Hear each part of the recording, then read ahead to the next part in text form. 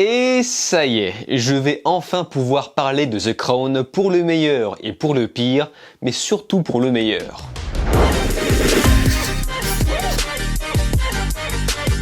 Salut à tous, c'est Vince alias Amergame et aujourd'hui on parle évidemment de The Crown. Donc vidéo un peu spéciale car je profite de la sortie de la saison 4 pour parler de la série dans sa globalité et non pas juste me focaliser sur la dernière saison car tout ce que j'ai à dire sur la série s'applique également à la saison 4. Et puis de plus ça va vous permettre d'éviter les spoilers car je recommande véritablement cette série. Donc c'est parti pour faire découvrir The Crown à, je l'espère, le plus de monde possible. Et ceux qui ont déjà vu la série, y compris la saison 4, vous êtes bien évidemment les bienvenus. De quoi parle The Crown? Eh bien on démarre le tout sur la reine Elisabeth II. Oui, c'est en quelque sorte un biopic sur Elisabeth II. On va certes la découvrir de son enfance à l'âge adulte, mais c'est avant tout sur son couronnement que débute en quelque sorte la série, alors âgée environ de 25 ans. Et nous allons contempler le poids qu'est de soulever celui de la monarchie anglaise. On assistera à des faits historiques célèbres, parfois tragiques,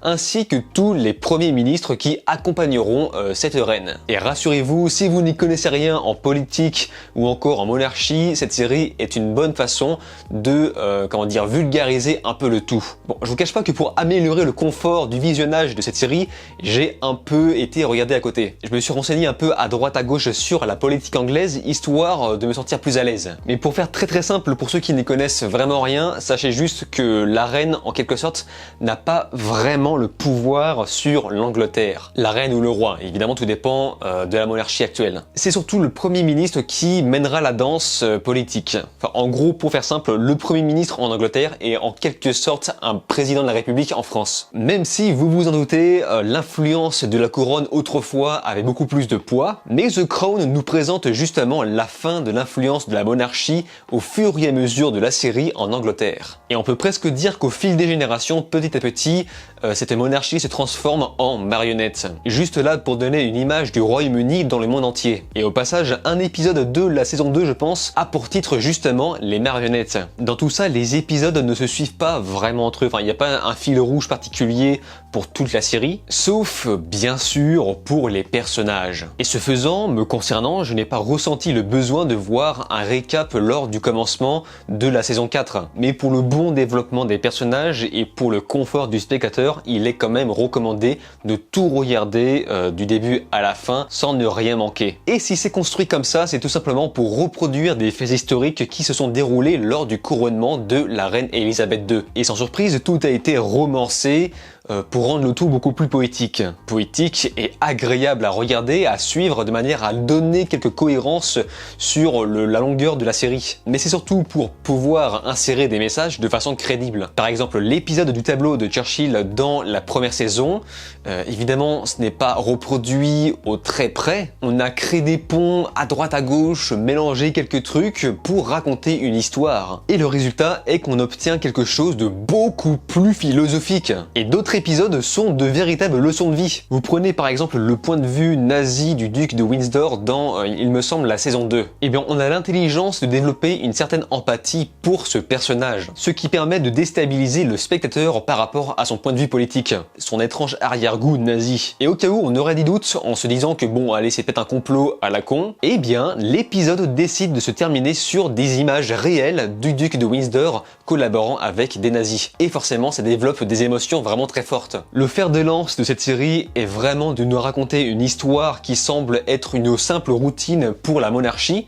mais ce de manière captivante. Et la saison 4 va toujours tenter de remettre en question l'utilité de la royauté en Angleterre. Et la force de The Crown, enfin en tout cas pour moi, est la mise en valeur des différents premiers ministres. La reine Elisabeth II a, il me semble, connu environ 16 premiers ministres. Alors je me trompe peut-être, hein, c'est pour ça que je vous invite à vous renseigner de votre côté. Et la saison 4 va enfin mettre en scène Margaret Thatcher, alias la Dame de Fer. Et ce n'est pas n'importe qui, puisqu'il s'agit de la première femme premier ministre en Angleterre, d'ailleurs incarnée par Gillian Anderson. Et dans cette saison, tu ressens vraiment le fait qu'elle a énormément de mal à garder le contrôle, le poids des autres qui dirigent avec elle, la pression du peuple, des médias, le fait qu'elle ne parvienne pas à appliquer son programme en quelque sorte. Et la saison 4 va aussi nous mettre en scène Lady Diana, ici jouée par Emma Corrin, très peu connue, mais alors bon sens que ça marche, hein. Autant sur le physique qui pour moi match pas mal, mais surtout sur le jeu d'acteur. J'ai trouvé vraiment magnifique dans tous les sens du terme. Et encore une fois, on arrive à faire en sorte que le spectateur puisse s'y identifier. Le fait de la faire manger de manière excessive parvient à nous montrer son malaise intérieur. De toute façon, l'écriture des personnages est si fine qu'ils ont réussi littéralement à me faire chialer dans certaines saisons. Parce que je suis fragile! Subjected thus, how can you say to me, I am a king? Si je regarde The Crown, c'est aussi pour la finesse de la réal. Et je vais dire un truc un peu méchant, mais je trouve que le public de Netflix n'a pas le palais fin pour cette série. Évidemment, je ne parle pas de manière générale, mais quand tu sais que des gens arrivent à encaisser des trucs du style Reality Z, bah tu comprends pourquoi des trucs aussi qualitatifs que The Crown ne soient pas plus diffusés. Ce dernier nous propose des plans larges tellement stylés que j'en ai moi-même conservé justement pour les redessiner après, mon petit plaisir coupable. Et Dieu merci, la saison 4 apporte toujours le même soin et je peux vous dire que ça claque. La réal ne va pas faire dans la facilité. Par exemple, au lieu de nous montrer une explosion bidon de front, le réalisateur, lui, se contente de faire ça.